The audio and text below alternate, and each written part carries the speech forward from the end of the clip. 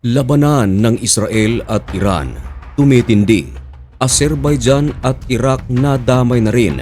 Maging ang mga militanteng grupo na sinusuportahan ng Iran, ang Houthis at Hezbollah, umatake na rin sa Israel. Gantihan na ang nangyayari. Na unang umatake ang Iran, naghiganti ang Israel.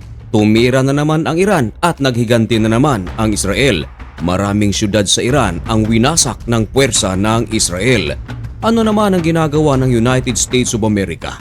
Yan ang ating pag-uusapan sa videong ito. Pero bago ang lahat ay huwag kalimutang mag-subscribe. Samahan mo na rin ng like ang videong ito at i-click ang notification bell. Napakalaki kasing tulong yan para sa aming mga content creators.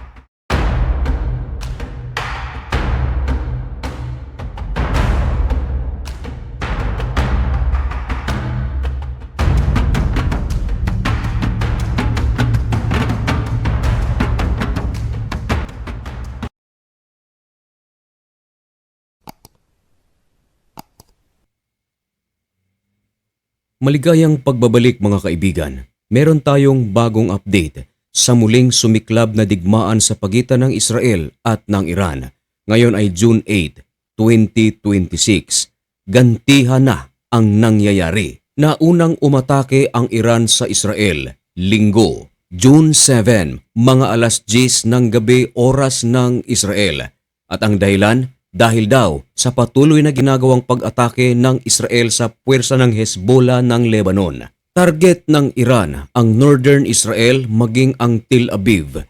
Libu-libong mga Hudyo ang madaling pumunta sa kanilang mga bomb shelters. Ito ay alinsunod na rin sa utos ng kanilang gobyerno. Nagtunugan ang mga sirena sa Tel Aviv sapagkat napakaraming ballistic missiles ang ginamit ng Iran. Pero kinumpirma ng Israeli Defense Forces na lahat ng mga missiles na itinira ng Iran ay napabagsak ng interceptors ng Israel. Pero matapos lamang ang ilang sandali, nagliparan ang mga fighter jets ng Israeli Air Force sapagkat nagsagawa sila ng paghiganti. Inatake ng Israel ang Western Iran maging ang capital city nito na Tehran. At ayon sa Israel, hindi pa yan ang huling atake na kanilang gagawin. Naniniwala ang Israel na iigting pa ito o aabot pa sa ilang araw. Depende sa kung paano magbibehave ang Iran. Yan ay ang ayon sa Israel. Tila pinalilibutan naman ang Israel ng mga galamay ng Iran. Ito mga kaibigan ang dati na ring nakalaban ng Israel. Ito ay ang Houthis at ang Hezbollah ng Lebanon. Mga sirena sa Saudi Arabia ay nagtunugan sapagkat lumipad na rin pala ang mga missiles ng Houthis ng Yemen papuntang Israel. Pero ayon sa Israel, ang kanilang mga atake ay pinabagsak ng kanilang air defense system. Ganon din ang ginagawa ng Hezbollah. Umatake din sa Israel. Pero lahat ng ito ay napabagsak pa rin. Ibig sabihin, 3 lugar ang umaatake ngayon sa Israel sa isang napakaliit na bansa, pero lahat ng ito ay napapabagsak. Ayon sa Iran, ang kanilang ginawang pag-atake sa Israel ay isang mensahe na kung magpapatuloy pa sa pag-atake ang Israel sa Hezbollah ng Lebanon ay marami pa silang gagawing pag-atake. Pero hindi naman nagpapatinag ang Israel, patuloy nilang inaatake ang Hezbollah ng Lebanon sapagkat naninindigan ng Israel na ang Hezbollah ng Lebanon ay hindi kasama sa ceasefire ng Iran, Amerika at Israel. Pero ganun pa man mga kaibigan, kahit na umiiral ang ceasefire ay parang walang ceasefire sapagkat ang Amerika umaatake sa Iran, ang Iran umaatake sa Gulf countries at eto na ngayon mga kaibigan, malalaking airstrike ang ginagawa ng Israel maging ang Iran. Pero mga kaibigan, kung ang Israel ay tila pinalilibutan ng mga galamay ng Iran, ang Iran din mga kaibigan tila napapalibutan ng Israel.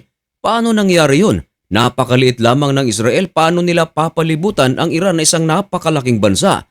Ganito yan mga kaibigan, makikita sa mapang ito yung may bilog sa taas na bahagi mga kaibigan ang Azerbaijan.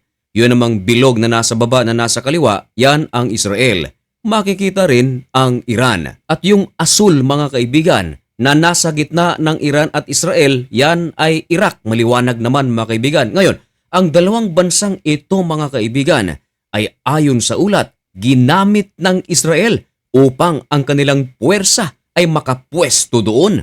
Ayon sa ulat ng The Jerusalem Post, may mga pag-atake ang Israel mga kaibigan na hindi nagmula sa Israel, kundi nagmula sa Azerbaijan at Iraq.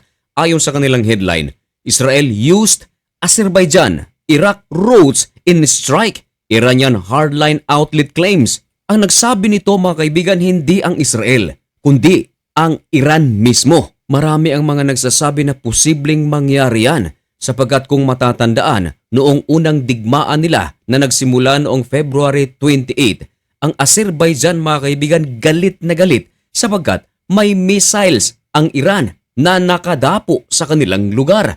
Gayong hindi naman sila pinapakialaman ng Azerbaijan, lalong-lalo na ang Iraq. Kaya malaki ang possibility mga kaibigan na talagang pinahintulutan ng Azerbaijan ang puwersa ng Israel. Ganun din ang Iraq sapagkat kung nakapwesto na ang puwersa ng Israel sa Iraq at Azerbaijan ay napakadali na nito magsagawa ng pag-atake sa Iran. Pero mga kaibigan, nang tanungin ang Azerbaijan at Iraq kung ito ba ay may katotohanan, itinanggi ito ng Azerbaijan. Wala raw katotohanan. Marami ang mga nagsasabi na baka itinatanggi lamang ito ng Azerbaijan sa takot na baka maging target sila ng Iran. Samantalang sa Iraq mga kaibigan, meron namang base militar ang Amerika. Malaki ang possibility na doon pinwesto ng Israel ang kanilang puwersa at madali itong nakapagsagawa ng pag-atake sa Iran. At ayon sa ulat, maraming cities ng Iran ang pinaulanan ng missiles ng Israel. At ayon sa ulat mga kaibigan, mula kahapon, mahigit 30 missiles na ang napakawalan ng Israel laban sa Iran. Puwera pa riyan mga kaibigan ang mga interceptors. Ang nasabing 30 ay yung direct hit mga kaibigan sa lupain mismo ng Iran. Samantala, marami naman ang mga nagtatanong ano ang ginagawa ngayon ng United States of America. Simple lang, ayon sa ulat mga kaibigan, si President Donald Trump ay nananawagan ngayon sa Israel at Iran na kumalma at ihinto ang kanilang suklian ng mga missiles. Ang tanong mga kaibigan, wala kayang kinalaman si President Donald Trump sa ginawang pag-atake ng Israel sa Iran? Dahil alam ng buong mundo na ang Israel at United States of America ay magkaibigan. Kumbaga, kung merong gagawin ang Israel ay nagpapaalam ito sa United States of America. At ganun din ang ginagawa ng USA. Kung meron silang plano ay ipinapaalam naman ito sa Prime Minister ng Israel na si Benjamin Netanyahu. Ano kaya sa tingin ninyo mga kaibigan? Ipaalam ang inyong mga opinyon at komento dyan sa comment section. At manatiling updated sa mga kaganapan sa loob at labas ng ating bansa. Dito lang sa Usapang Banal. At upang mangyari yan ay huwag kalimutang mag-follow o mag-subscribe dito sa napakaliit na channel na ito. So hanggang dito na lamang muna ang video ito. May God bless you and thank you so much for watching. Goodbye. Mag-ingat po kayo.